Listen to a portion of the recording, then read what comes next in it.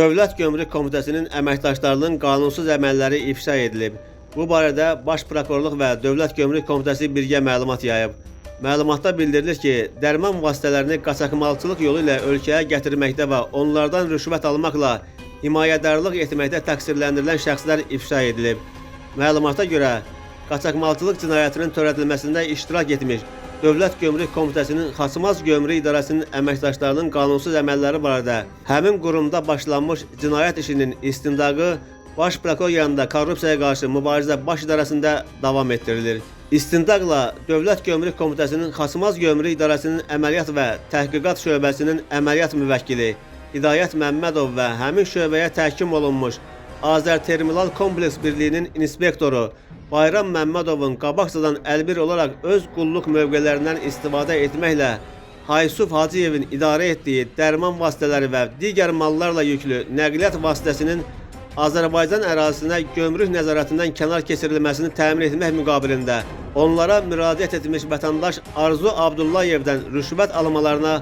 əsaslı şübhələr müəyyən edilib. Toplanmış ilkin sübutlar əsasında Hidayət Məmmədov Cinayət Məcəlləsinin 32.5 206.3.2, yəni qabaqcadan əlbir olan bir qrup şəxs tərəfindən qaçaqmalçılığa köməkçilik, 308.2, yəni vəzifə səlahiyyətlərindən sui-istifadə etmə ağır nəticələrə səbəb olduqda, 311.3.1 və 311.3.2, yəni qabaqcadan əlbir olan bir qrup şəxs tərəfindən təkrar rüşvət alma,